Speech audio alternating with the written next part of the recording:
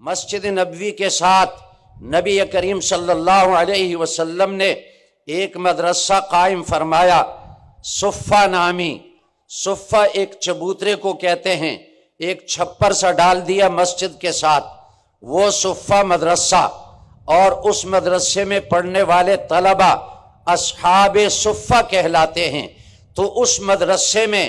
نبی کریم صلی اللہ علیہ وسلم نے تعلیم کا فریضہ انجام دینا شروع فرمایا، تزکیہ کا فریضہ انجام دینا شروع فرمایا، امت کی اصلاح کرتے رہے، اور اس مدرسے سے لوگوں کی اصلاح ہوتی رہی۔ اور نبی کریم صلی اللہ علیہ وسلم کے زمانے میں، آپ کی زندگی میں لوگوں کی ایسے اصلاح ہوئی اس مدرسے کے ذریعے سے کہ جزیرۃ العرب میں ہر آدمی دوسرے کی جان کا محافظ بنا، مال کا محافظ بنا، عزت و آبرو کا محافظ بنا، امن و امان قائم ہو چکا۔ اسی کا نام ہے اصلاح، اسی کا نام ہے تزکیہ، اسی کا نام ہے تربیت۔ تو پھر نبی کریم صلی اللہ علیہ وسلم کے بعد جب عراق میں اور شام میں اور روم میں یہ قرآن اور یہ دین، اس کی تعلیم نہیں پہنچی، تو اس وقت تک وہاں امن و امان نہیں تھا، حتیٰ کہ حدیث میں آتا ہے کہ نبی کریم صلی اللہ علیہ وسلم کے پاس ایک شخص نے آ کر عرض کیا، یا رسول اللہ، ہم جب باہر کے ملکوں میں جاتے ہیں وہاں پرامن طریقے سے ہم سفر نہیں کر سکتے، ہمیں لوٹتے ہیں اور ہمیں قتل کیا جاتا ہے۔ تو نبی کریم صلی اللہ علیہ وسلم نے فرمایا، یا عدی لئن طالت بک الحیات لترین الزعینۃ ترتحل من الحیرۃ حتی تطوف بالکعبہ لا تخاف احدا الا اللہ۔ اے عدی ابن حاتم، اگر میرے بعد تو زندہ رہا تو تو دیکھے گا جب یہ علم پہنچے گا عراق تک، جب یہ قرآن کی تعلیم پہنچے گی عراق تک، تو عراق میں حیرہ نامی ایک شہر ہے، اس شہر سے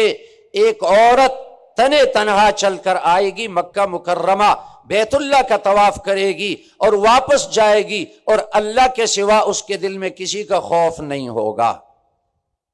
اصلاح ہو جائے گی ان کی۔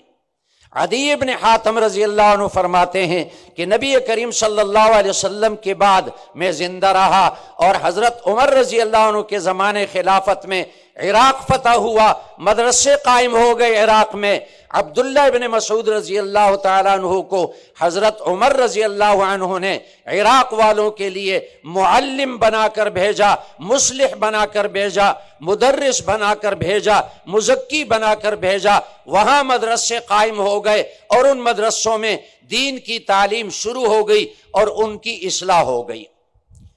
اور پھر حضرت عدی ابن حاتم رضی اللہ عنہ فرماتے ہیں کہ میں نے دیکھا کہ عراق سے وہ عورت چل کر آئی مکہ مکرمہ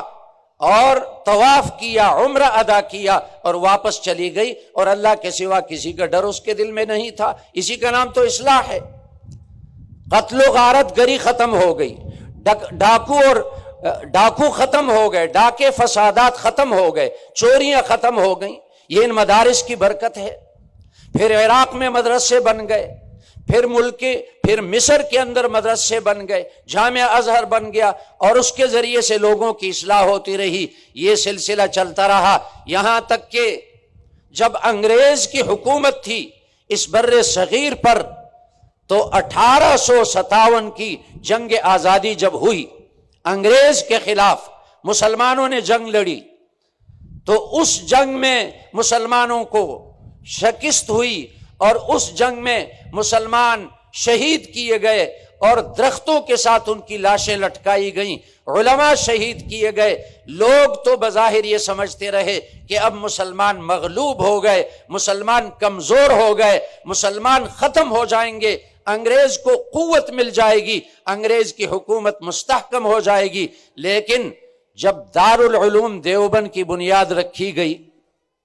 مدرسہ قائم کیا گیا، اور اس مدرسے میں قرآن اور حدیث کی تعلیم شروع ہو گئی، تو اس مدرسے کے ذریعے سے لوگوں کی اصلاح ہوتی رہی، دین پھیلتا رہا، یہاں تک کہ انگریز کو مجبور ہو کر یہ ملک چھوڑنا پڑا۔ یہ مدارس کا کردار ہے۔ پھر یہ مدارس بنتے گئے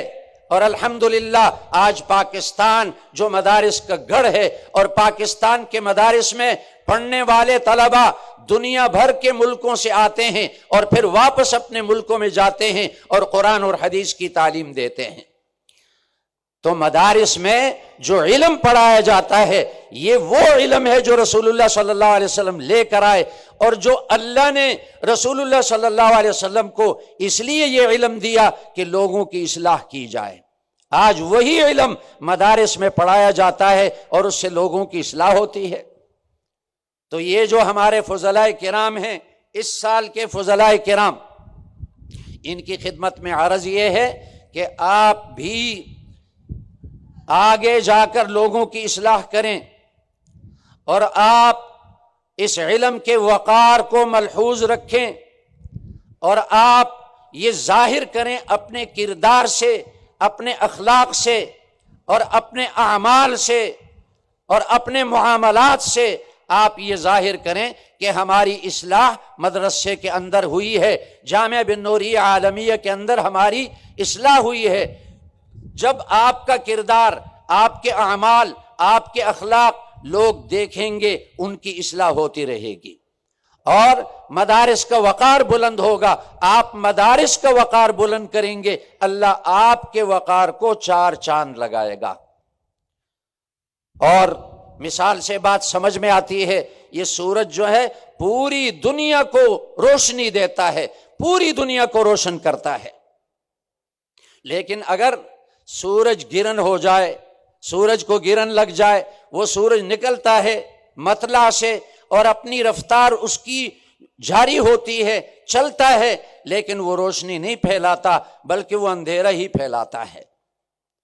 تو آپ کی مثال سورج کی ہے۔ آپ نے آگے اپنے زندگی کا سفر جاری رکھنا ہے، اپنے دل کو روشن کریں ایمان کی روشنی سے، اپنے ظاہری بدن کو روشن کریں اعمال کی روشنی سے، اخلاق کی روشنی سے، کردار کی روشنی سے، اپنے آپ کو روشن کریں گے، انشاءاللہ آپ جہاں جائیں گے آپ روشنی پھیلائیں گے۔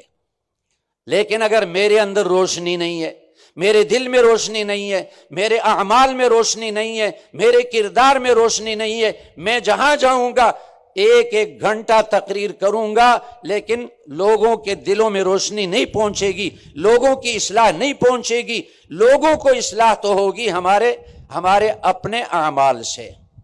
اس لیے آپ اس مدرسے جامعہ بن نوریہ سے نکل کر سب سے پہلے اس بات کا دھیان رکھیں کہ آپ معلم ہیں، مزکی ہیں، اور نبی کریم صلی اللہ علیہ وسلم سے نے جیسے اپنے عمل سے